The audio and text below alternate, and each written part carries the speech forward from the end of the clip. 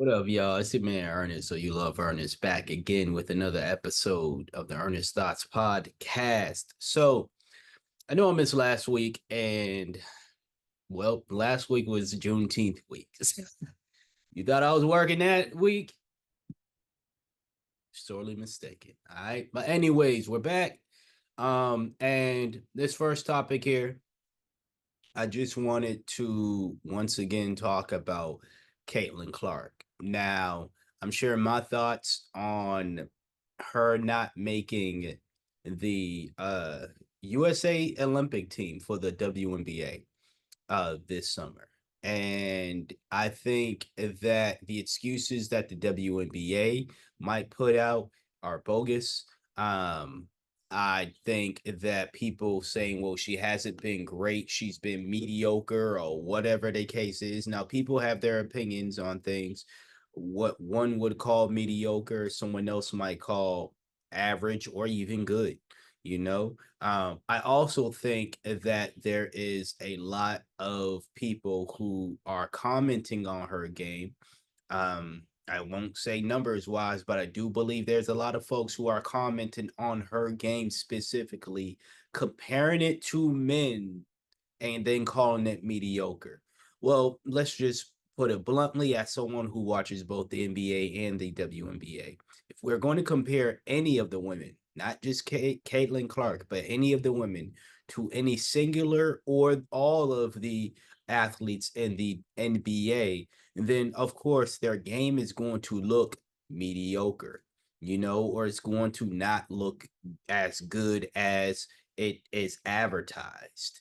But if you are saying that in comparing, if you're saying her performance is mediocre in comparison to other women in the WNBA, and again, that is your opinion.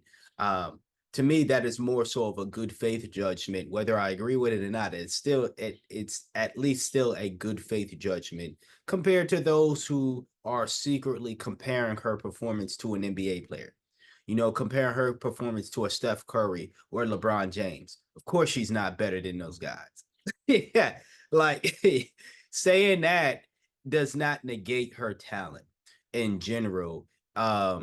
Because you wouldn't say that about Angel Reese. You wouldn't say that about Aja Wilson. You wouldn't say that about any of the other WNBA players and compare them to again a Steph Curry or LeBron James, and say things like, "Oh, their game is mediocre because they're not putting up LeBron numbers."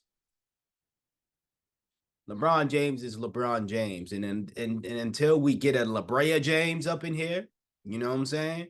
And then the WNBA is not going to get you're not going to see a talent like a LeBron James unless a LeBron James or a Stephanie Curry comes around. You know what I'm saying? That's just what it is. But I'm here not to talk about people's opinions on Caitlin Clark. I could care less, to be honest with you, again, whether I agree with it or not. But I don't agree with the WNBA's decision not to allow her in not to have her in the team to the Olympic team this summer. I think the WNBA once again is making a terrible executive decision by not doing so. And I believe there are a couple of reasons as to why. And these two main reasons as to why it being the case is her teammates on her fellow teammates on the that made Team USA don't like her. But I don't think that's a good enough reason to keep any high performing athlete, number one draft pick, by the way. I don't care. People can say, well, she's just a rookie. That didn't keep other rookies in the past from making Team USA for the WNBA or any other sport to be if we're let's just compare it to basketball, okay? Rookies have made it to Team USA in the NBA and in the WNBA. So let's not use that excuse because you can literally go back into the history and see Candace Parker was one of those individuals, her rookie year. So Candace Parker being one, there are others. Candace Parker is not even the only one. You can go back and listen. So let's cut that BS excuse out there because she ain't it. Oh, she ain't the only one, and that excuse is a lie. But I think the big issue here is just the drama. You know, her teammates don't like her. They don't like that she talks trash. They don't like that she's gotten all the attention. Let's keep it a buck. And the WNBA is like, we're going to appease the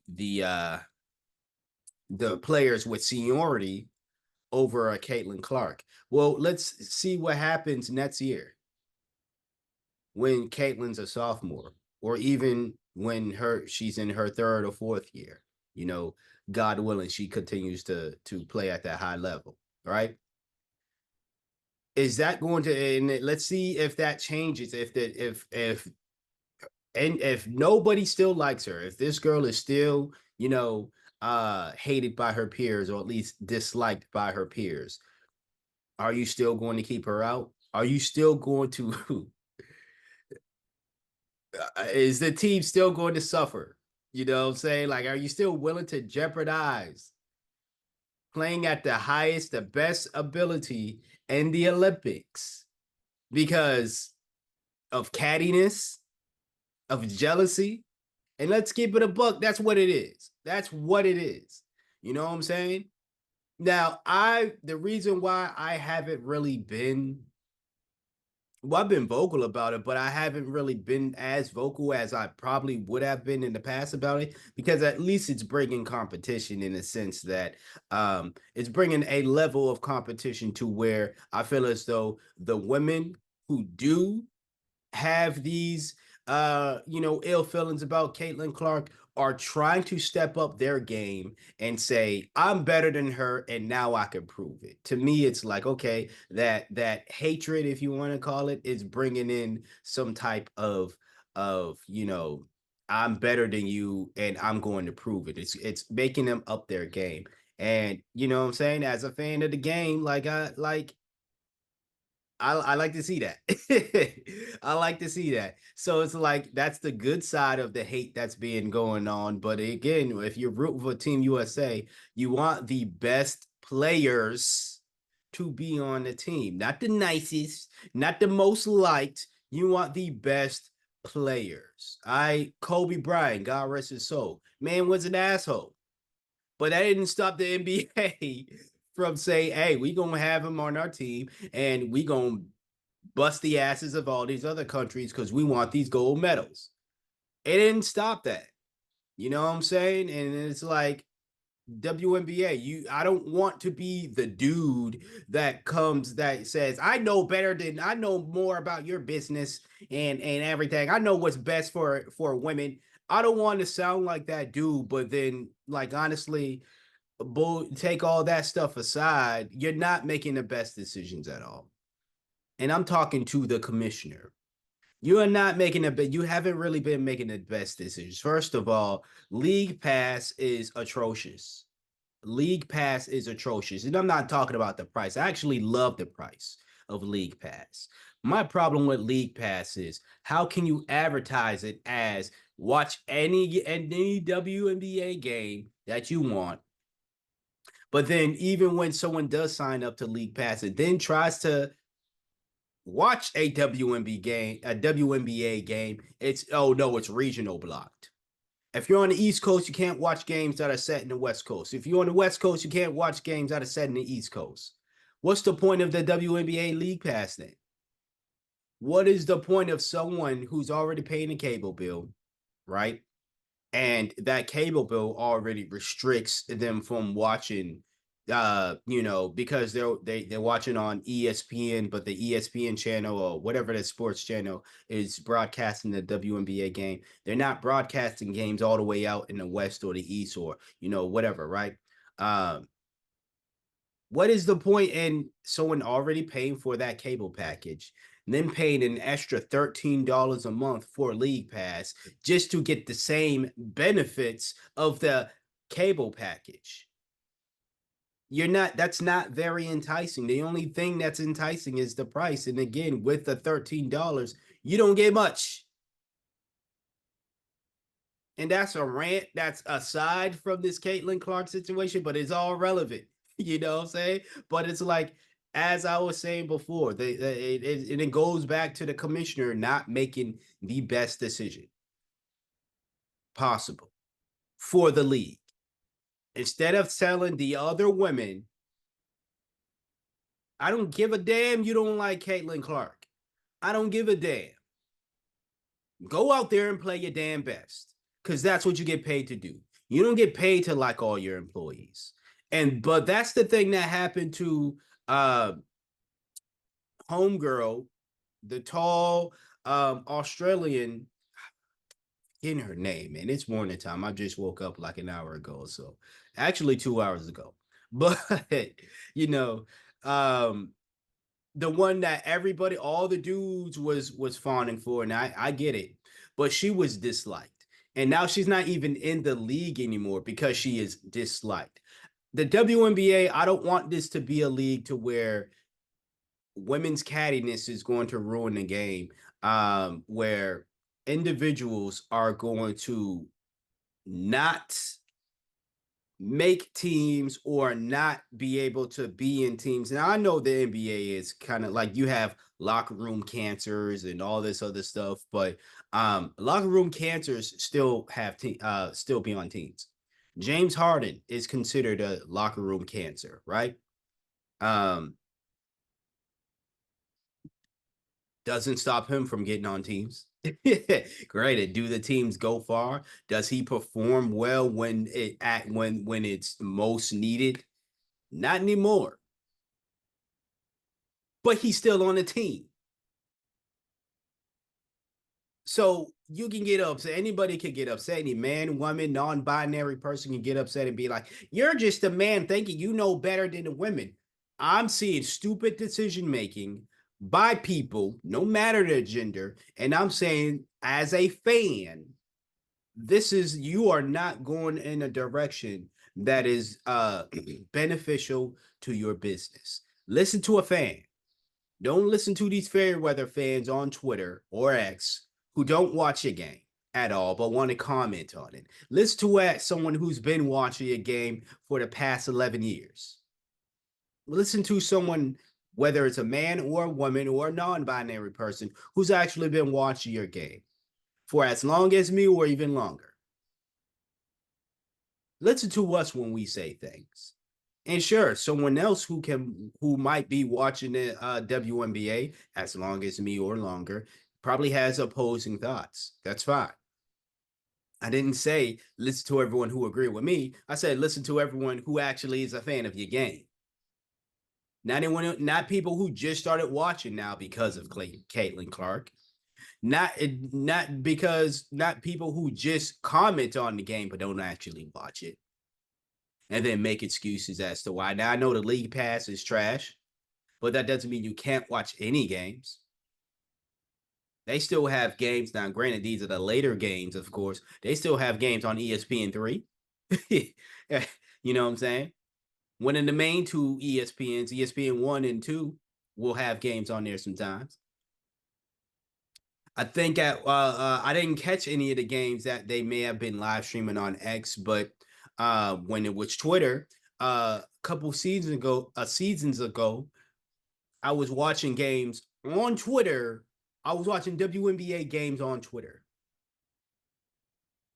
And I this is when I had League Pass still too as well. And I was still having those issues. I had League Pass when it was like the price has gone up and the quality hasn't. I had it first when it was like $7, $8 a month. Then it went to 11 and now it's 13. And the quality hasn't gone up, but the price has. And the WNBA doesn't mind using Caitlin Clark to up their prices on things, but then when it comes to actually making a big difference within the game, they're going to put cattiness over what's common sense, emotions over what the right decision is when we're talking for what's best for the team. So this is just me as a fan saying that was a dumb decision, and you might suffer for it. I hope not. I hope the ladies perform very well still during the Olympics. But and I said this summer, I meant is it next summer or this summer? Nonetheless, like it's not I don't care what excuses, because none of the excuses that I saw actually made sense. Again, people were saying, well, she's just a rookie. Other rookies have made it. Was So that's null and void. The other excuse, I haven't even actually seen any other excuse. I've just seen people throwing around, she's a rookie, she's a rookie. So when you've had rookies make it in the past. So why different now? It's because those rookies weren't hated by the majority of the league. They were great. Don't get me wrong, they were great. I'm not saying they didn't deserve the spot. They absolutely deserve to be on the Olympic team their rookie year, because they were great. And then when you watch those rookies, you see the rest of their career follow that greatness as well. But if you were a fan, again, of the game and you've been watching it, you've known that those individuals were not hated for whatever catty reasons by other players in the league. Or at least if it was, it wasn't on Front Street like it is with Caitlin Clark. So that's just what it is. You know what I'm saying? Like, that's just my thoughts on the situation. I think it's dumb. It's stupid at the end of the day. Like, I want to see good ball. I want to see some good playing, you know? So the fact that she didn't make the team because of that, and I don't know of, like, I don't think Angel Reese made the team. I have to look into that. If I'm mistaken that, then of course comment down below. But that's all I got to say about it. Like, if you are genuine and a fan, I really want to know what the fans think. Not anybody again who's going to compare her game to the men's game and then say she's mediocre or she's whack or she's overhyped. You know what I'm saying? Compare to actual women's games. All right. And also be genuine within your comparison. You know, this is not a Caitlin Clark stand account, but I am saying that the numbers that go up because y'all killed that video. So, hey, hopefully this video does even more numbers. Anyways, we got more to talk about, so stay tuned.